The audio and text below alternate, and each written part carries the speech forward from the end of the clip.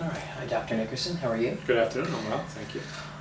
We're just going to discuss a little bit about the provost being suspended and the investigation, as we know, is pending. Reported in the Ionian newspaper in the Thursday, September 1st edition, on the Iona College website, it states that Warren Rosenberg was suspended from his post as provost and vice president for academic affairs. So if you can just tell us, whatever's pending right now in the investigation. Well, certainly. The president had found some inaccuracies in data reporting. Those inaccuracies were confirmed by an independent consultant and then a third-party review through independent legal counsel. So after a substantiation of those inaccuracies, Dr. Nair suspended the provost pending further investigation. Right now, currently where we sit today, we have an additional auditing firm that's coming in to take a look at those inaccuracies to determine the level and extent of those. There's an additional process of verification. So those are the events that led up to the suspension of Dr. Rosenberg. Okay. Did this happen over the summer? Was this all uncovered over the summer? This would have happened within the last 2 weeks of August. So okay. This was a very tight time frame. This was not occurring over the entire summer. Dr. Nair didn't arrive as president until on or about July 1st. Okay. And so just maybe as classes were resuming, this is when this was uncovered? Pretty much about the start of the term, correct. Okay. Was there incorrect or falsified data as was reported? Right now we have a belief that there's highly inaccurate data reporting to external agencies, and that's what we're taking a look at. That's the focus of what we're looking at. Obviously that could be some very serious consequences, so we're examining right now data as it was reported to external agencies for accreditation or for some of the typical data reporting that we provide to governmental agencies as well. Right, and speaking of accreditation, there are many students concerned that their accreditation may be affected. Mm-hmm. How would you answer that? You've got to think of accreditations at two levels. There are program-specific accreditations that departments have. For instance, mass communication has an accreditation. Right. There's nothing in anything that we found to suggest that any of the program-specific accreditations are at issue. However, the larger institutional accreditation, which is the second tier or another tier of accreditation called middle states accreditation, which gives the institution the ability to issue degrees, and it's basically approved by the federal government. That the data that's been reported there is currently suspect. So what we've done as a result of that, we have informed and self-disclosed with the Middle States Commission that we're looking into this in more detail, and we'll provide whatever information that we find in an open and transparent way. We've had initial contact with the Middle States Accreditation. They were very thankful that we reported these issues. They like to hear from us as opposed to hear from the media.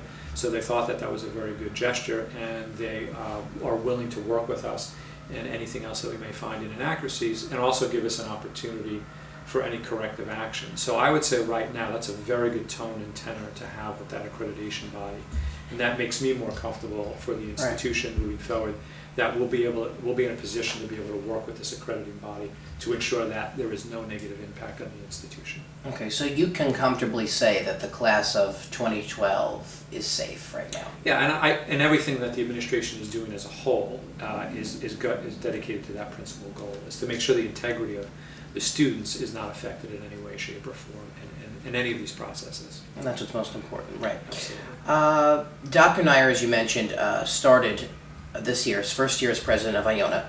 So is this affecting him as president? Well, he certainly has led the charge for integrity here, and has taken, I think, the entire administration in a direction to ensure the highest level of integrity. And in his perspective, that's only a reflection of what we do for students as an institution, what's best about Iona. So he's certainly taken a leadership role in making sure and ensuring that everything that we need to do correctively is going to be in place. As far as his initial several weeks in the term of office, I guess this is not a way in which you would want to start out a presidency, but I've been very impressed with a statement that he currently makes, which is it's not anything about a particular institution, it's about how you address the problems that you face on a day-to-day basis. Right. And I think what we're seeing in this is maybe an opportunity for the institution to demonstrate what's best about this institution, what's right about this institution overall, and show how we resolve problems in a very open and very transparent way. So I've been very impressed with his leadership with that overall.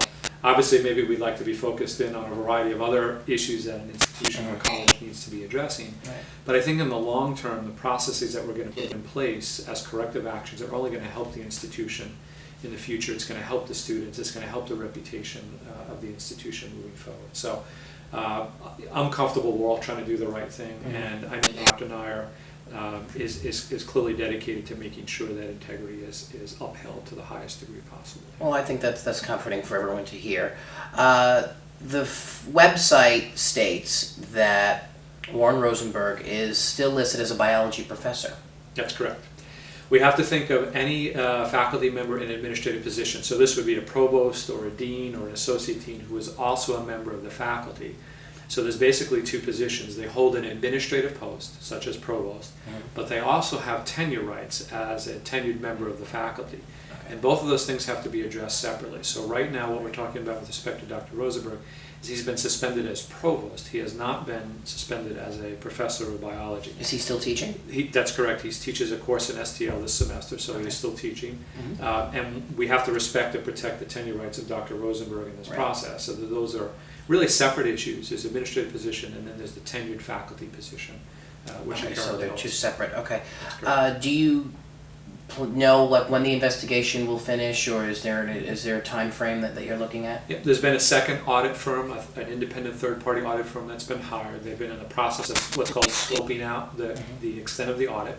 We've all agreed on what the scope of that audit should be, and they've started some preliminary work already. We've asked them to move as quickly as they possibly can, hoping that over the course of the next several weeks that we have at least initial or preliminary findings on that. But we've asked them to move with all deliberate speed on that. The only problem is sometimes additional things get uncovered or additional process questions, and that may extend the time in which the audit needs to take place. But we're at least initially optimistic that it can be done, hopefully in short order. Okay, and then what would be your final message, let's say, to students and faculty, just so their minds are at ease during the process? I think you should take great faith in that this is being handled in a very open and transparent way. I think the communication and information, we presented a website called the Integrity and Reporting Committee website that's available, that we provide updates on that website. We'll also make the full audit report, or the audit report, in a summarized fashion available to the entire community, as well as any external body or agency that would need access to it. So we're handling this in a way that we're providing and sharing information in a very open way. And we'll also be able to update individuals or any members of the faculty or student body that would be interested in knowing more. It'll be on the website, but we're taking all measures that would be necessary to protect the integrity and to make sure that the degree granting apparatus of the institution remains intact. And one thing I would add on top of that is in all of the investigations that we've done up to this point, nothing relates to ongoing student data in terms of Iona College student grades or GPAs or anything along those lines. Okay. So students should take, I think, some great comfort in knowing that that information and data has remained pretty much intact, and we're not questioning the integrity of that data at all. So in other words, you've earned 120 credits to earn a degree. We can verify 100% that that in fact is accurate and true. So the value and the integrity of the degree itself in terms of what we're saying is accurate and true. Okay, Dr. Nickerson, you've definitely, I think, eased the minds of many students and faculty, so I thank you very much. Thank you.